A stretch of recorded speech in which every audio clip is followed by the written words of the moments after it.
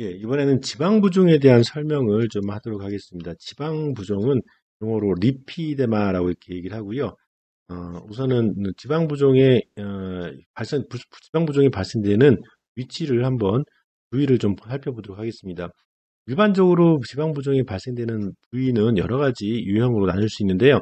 여기 라이딩 홀스 브릿지 타입, 그다음에 이게 라이딩 홀스 브릿지 타입은 우리 승마할 때 여기 승마복처럼 이렇게 위쪽이 붙는 것이 특징이고요.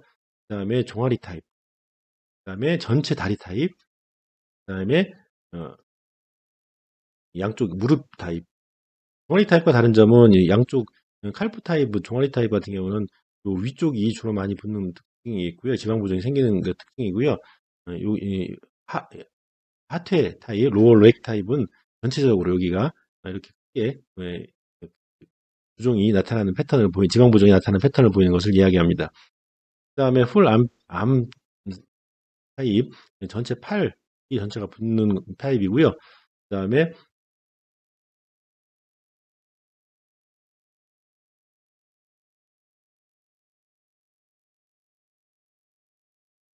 어퍼암 타입이 있는데요. 어퍼암 타입은 여기 이 부분이 집중적으로 이렇게 많이 지방 부종이 많이 나타나는 것을 나타나는 패턴을 보이고 있고요. 풀암은 팔 전체를 얘기하죠. 팔 전체가 이렇게 정상적인 패턴보다 많이 퍼져 있는 상태를 이야기합니다.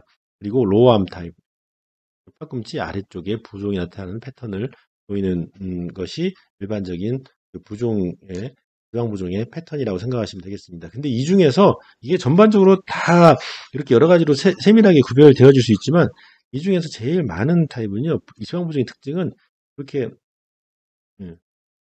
엉덩이 쪽과 그 다음에 이 종아리 쪽이 주로 많이 붙는 라이딩 홀스 브릿지 타입이 사실은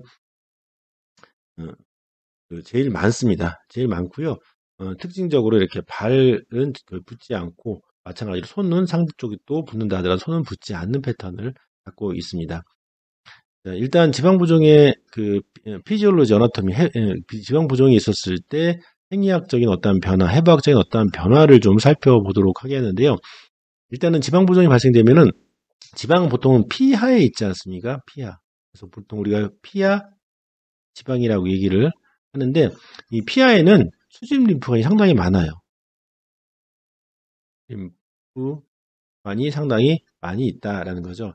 근데 이제 사이즈가 정상적인 지방 세포의 사이즈가 이 정도, 예를 들어서라고 했었을 때 이게 지방 부종인 경우는 지방 세포 자체가 비정상적으로 폐셀 지방 세포가 증식이 되는 것을 얘기합니다. 비정상적으로 너무 사이즈가 불규칙한 형태로 커지다 보면은 결국 그 안에 자리 잡고 있는 수직 림프관이 보통 정상적인 때는 이렇게 지방 세포와 수직 림프관 사이에 일정한 조직 사이에 공간이 있게 되는데 이게 너무 커지다 보면은 결국은 이게 수직 림프관을 이렇게 압박을 많이 하게 된다는 거죠. 이렇게 압박을 하게 되면 결국은 수직 림프관이 안에서 림프액의 이동이 원활치 않게 되는 상태가 됩니다. 그래서 우선 여기서 보시는 것처럼 일단 정맥과 안에 있는 피하 지방이 있는 곳에 근처에는 정맥과 림프관이 이렇게 컴프레션 압박을 받는 게 일반적인 상태이고요. 그 다음에 말씀드린 대로 지방세포의 프롤리퍼레이션 증식이 상당히 많이 된 것이 특징이다라고 할 수가 있습니다. 그리고 또 다른 조직학적인 특징은 림프관 자체가 엑타시아는 확장증을 얘기하죠. 그래서 림프관이 정상적인 직경이 예를 들어서 이 정도다라고 한다면 이제 아무래도 이렇게 압박이 되거나 흐름이 원활치 않기 때문에 이게 더 정상적인 직경보다 훨씬 더 커져 있는 상태, 엑타시아가 발생이 되고요. 어뉴리즘은 원래 동맥류라고 이렇게 표현하는데 그러니까 우리 정맥류가 있는 것처럼 동맥류라고 할 때 어뉴리즘을 동맥류라고 보통 표현하는데 여기서는 동맥류라고 하기보다는 림프관 자체가 이제 우리 정맥류처럼 이렇게 매끈한 형태로 되어야 되는데 정맥류처럼 울퉁불퉁한 형태로 아무래도 확장이 되면서 이렇게 꽈리처럼 풍선처럼 그렇게 확장이 되어 있는 그런 류 현상이 만들어진다라고 생각하시면 되겠습니다. 또 다른 특징으로는 엔지오패시, 엔지오는 혈관을 얘기하죠. 특히 그 중에서 동맥혈관보다는 정맥혈관, 동맥혈관병이 많이 생기고요. 그 다음에 이제 모세혈관에서도 투과성이 이제 아무래도 혈관의 압력이 증가되다 보니까 모세혈관의 투과성도 이제 증가가 되어서 많은 양이 모세혈관에서 바깥으로 이렇게 빠져나오는 미세혈관 현상이 많이 나타난다라고 얘기할 수 있습니다. 그래서 이제 그러면서 이제 모세혈관 자체도 상당히 이제 약해지기 때문에 확장되면서 약해지고 또 이 투과성이 증가되기 때문에 쉽게 헤마토마, 혈종이 잘 생겨요. 부딪혀도 쉽게 멍이 드는 그리고 살짝만 이렇게 부딪혀도 쉽게 멍이 드는 현상이 많이 발생이 된다. 지방부종 환자의 특징이다라고 할 수가 있겠습니다.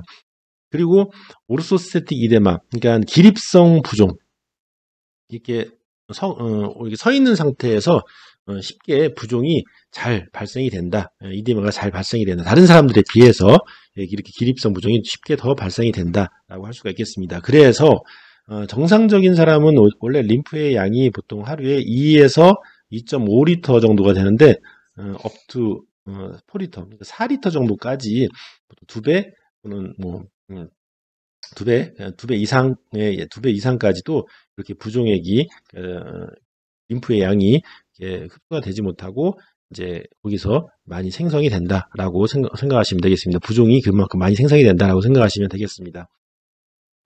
피부에서의 환자들에서 느끼는 느낌은 이제 텐션감, 당연히 이제 부었으니까 이렇게 확장되는 그 텐션감이 많이 느껴지고요.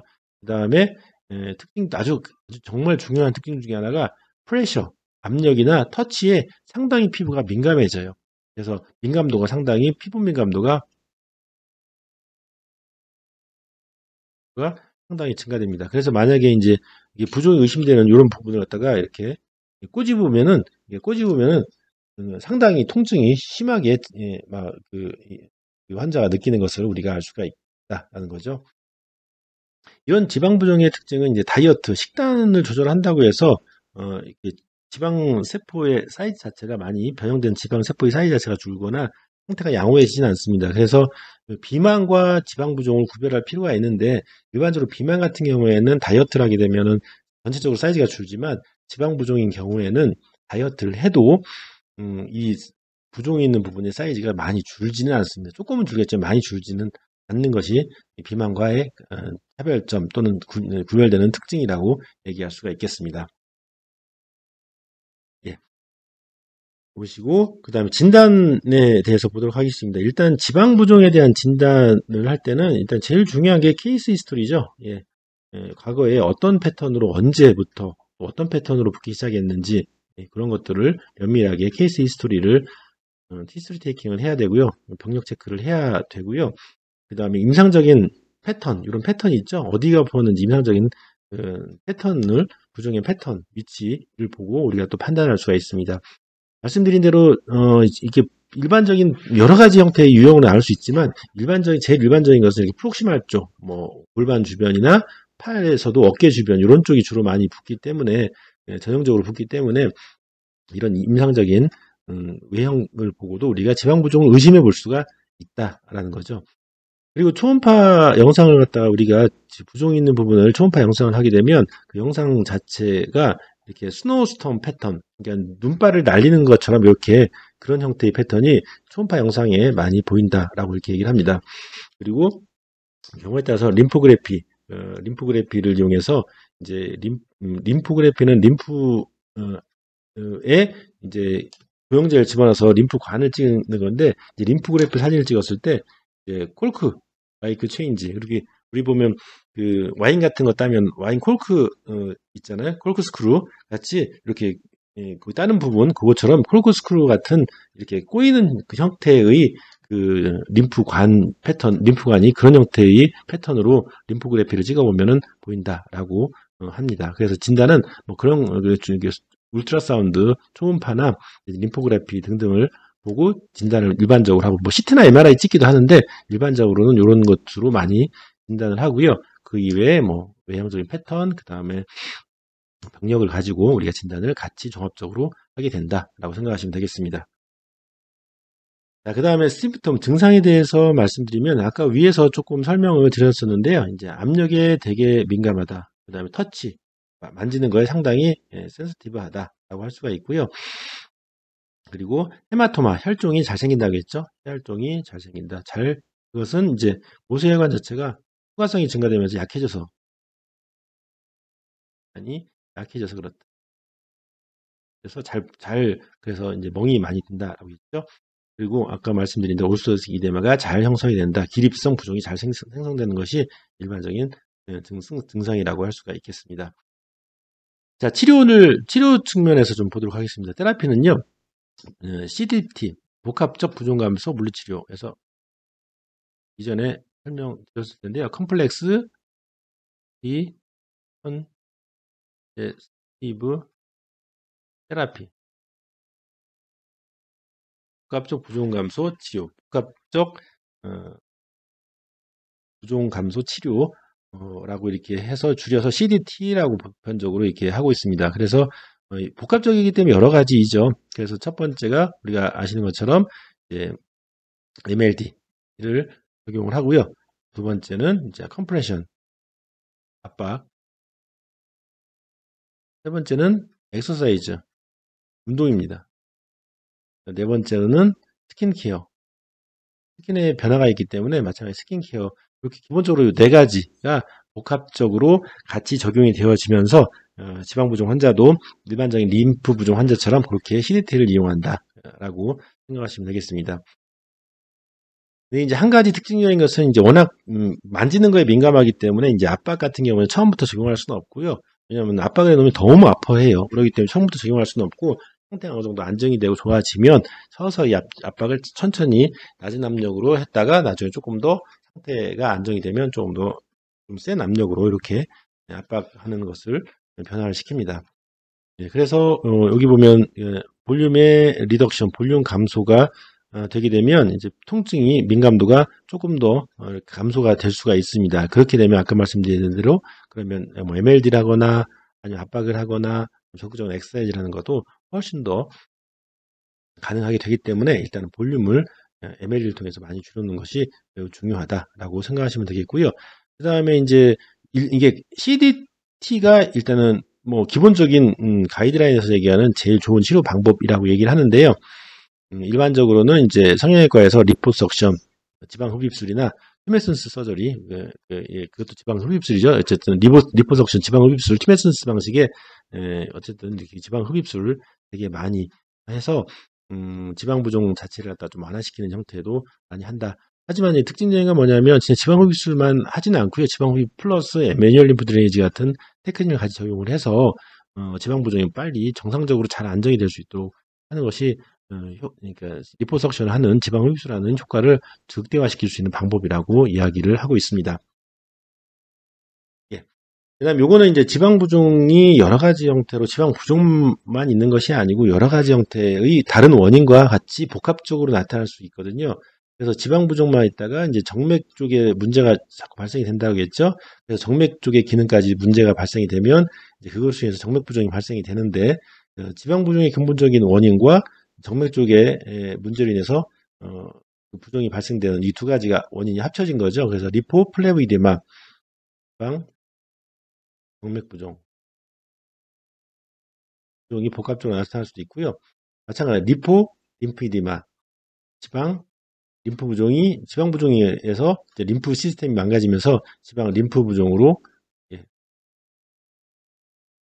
발전이 되기도 하고요. 그다음에 세 가지가 리포, 림포, 플레보. 그래서 지방, 림프, 정맥 부종. 종합적으로 다 같이 문제가 발생이 된 것을 얘기하죠. 지방, 림프, 정맥 부종 이렇게 림포 플레보이데마가 발생이 될 수도 있습니다. 예. 그래서 이렇게 복합적인 타입도 저렇게 많이 생성이 만들어진다라는 거, 앞으로 상태가 안 좋아지면 저렇게 된다는 것을 생각을 하시면 되겠고요. 예, 주의사항 노트에 보면은 일단은 통증 민감하다고 했지 않습니까? 터치나 프레셔에 민감하기 때문에 이제 컴프레션 테라피 같은 경우에는 아까 말씀드린 대로 아주 가벼운 압력, 적은 압력으로 시작을 해서 점차적으로 부종이 감소되고 지방 부종 상태가 안정이 되면 점차적으로 이 압력을 증가시키는 것으로 그렇게 생각하시면 되겠습니다. 간별 진단은 이제 지방 부종과 에디포스 딤, 그러니까 비만이나 비만이나 내지는 리포 하이퍼트로피, 지방 비대 같은 것들과 지방 비대와는 조금 구별이 되어져야 된다라는 거죠. 그래서 비만인지 지방 음, 지방 비대인지를 간변 진단을 해서 좀 더 정확하게 지방 부종에 대한 치료가 제대로 될 수 있도록 해야 된다는 것입니다.